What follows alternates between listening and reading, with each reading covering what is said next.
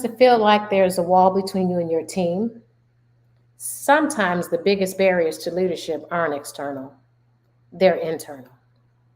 Today, we're breaking down those barriers and building stronger connections. I'll never forget the time when, as a leader, I felt like I was giving 110% to my team, but it wasn't seeing the results. They weren't motivated, and there was resistance, and it felt like no matter how hard I tried, I wasn't reaching them. Then I realized the problem wasn't external, it wasn't about them.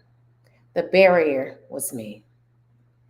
I wasn't fully aware of my own biases and assumptions, and that was clouding my ability to truly connect. You see, leadership barriers often come from our own mindset. We assume we know what our team needs, but we forget to ask them.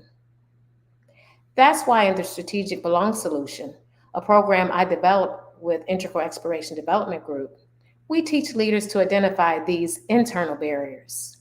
It can be a lack of openness, emotional blind spots, or an unwillingness to give feedback.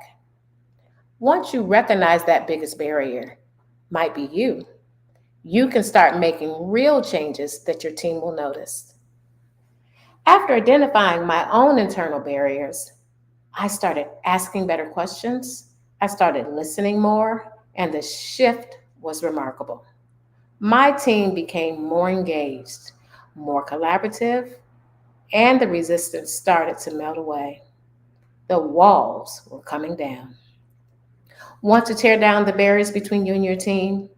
I'm Dr. DNicole Fields, founder of IEXDG, and let's explore this more in the Strategic Belong Solution.